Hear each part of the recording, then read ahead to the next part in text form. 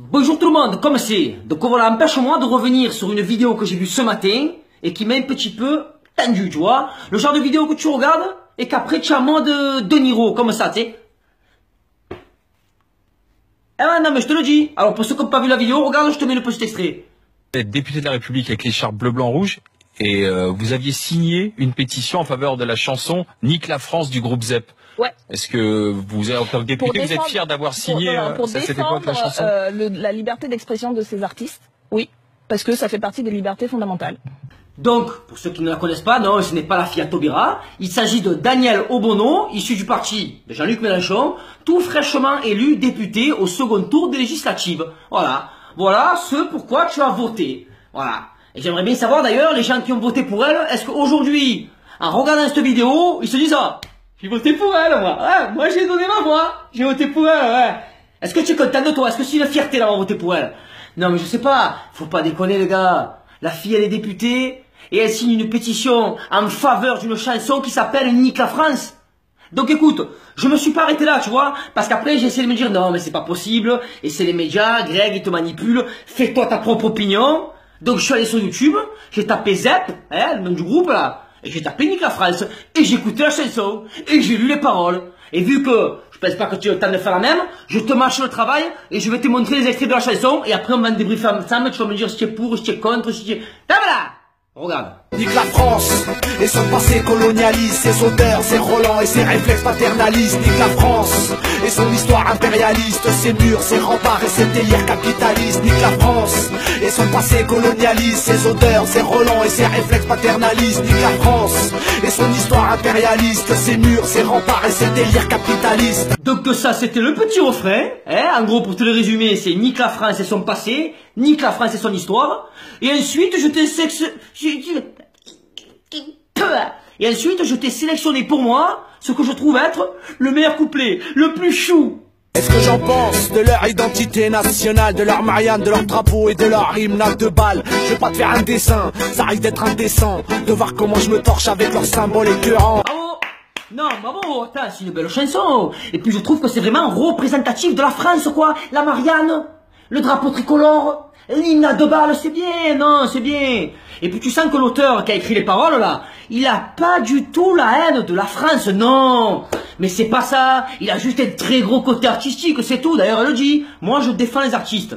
Et ça serait bien que maintenant qu'elle a été élue députée, elle pratique un peu l'art de fermer sa gueule. Non, parce qu'il faut pas déconner à un moment donné. Comment tu peux être là à assumer sur un plateau télé le fait d'avoir signé une pétition pour une chanson qui dit de niquer la France, avec les paroles et le message qu'il y a derrière? Parce qu'excuse-moi, mais pour l'avoir écouté la chanson, c'est ni plus ni moins qu'une incitation à la haine.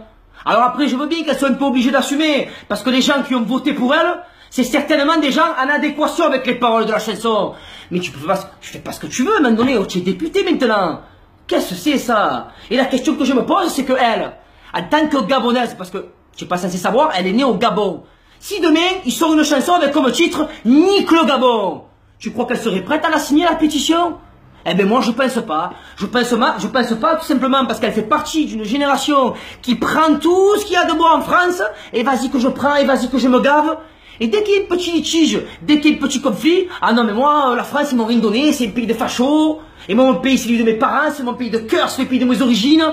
Tu vois, c'est genre génération que je veux te parler, la génération Benzema, et tout le con de Manon, et voilà. Et le problème c'est qu'aujourd'hui on en est là.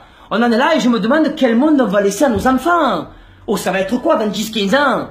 Non mais si là ils te signent des pétitions pour les chansons Nique la France, mais dans 15 ans, ils vont te la chanter à cappella à l'Assemblée nationale. Non, mais ma parole, et le pire, c'est que ce qu'elle te dit, quand le journaliste lui dit, bon, maintenant que vous êtes député, est-ce que oui ou non, vous êtes prête à dire vive la France? Genre, c'est une torture, tu sais. Et regarde ce qu'elle va lui répondre. Regarde ce qu'elle lui répond. Regarde, je te mets l'extrait. Parcours d'être devenu député, vous dites vive la France?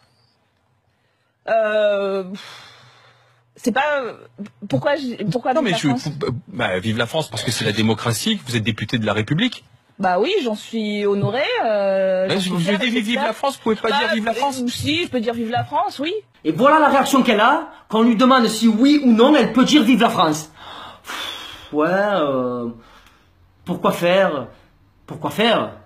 Non mais à la limite, ce qui serait intéressant de savoir, c'est pourquoi faire? Tu as signé la pétition Nique la France.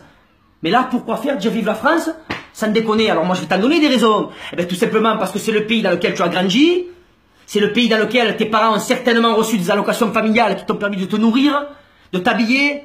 C'est le permis dans lequel tu as été à l'école, qui t'a certainement donné une bourse pour tes études, qui t'a permis d'être député aujourd'hui. C'est aussi certainement le pays qui t'a soigné quand tu étais malade. Voilà pourquoi tu dois dire vive la France. Qu'est-ce qu'il y a, ça t'écorche à ce point de dire vive la France? C'est un truc de fou ça. Et le problème il est là aujourd'hui. Le problème il est que tu es encore, tu es mal vu, c'est mal vu de dire vive la France. C'est mieux de dire nique la France que vive la France. Ça veut dire que tu es dans la rue, tu vas dire vive la France. Les mecs vont dire oh qu'est-ce que c'est, raciste, facho. Alors qu'à contrario, si tu dis nique la France, ça veut dire ah putain il est con lui, hein, ouais il est con.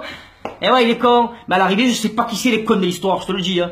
Et je te le répète, en tant que père de famille, eh ben, à l'heure actuelle, quand je vois ce qu'il y a au gouvernement, je me fais du mauvais sang. Hein. Comme on dit à Marseille, je passerai. Voilà les amis, allez sur ce, je pense qu'il vaut mieux en rire qu'en pleurer de toute façon. Hein. Maintenant on y est dans la merde, hein. Qu'est-ce que tu veux faire? Allez, on va profiter du soleil, ça va aller mieux. Une bise, passez une bonne soirée la bise, ciao ciao. Et mangez le cul, hein. Allez, ciao ciao.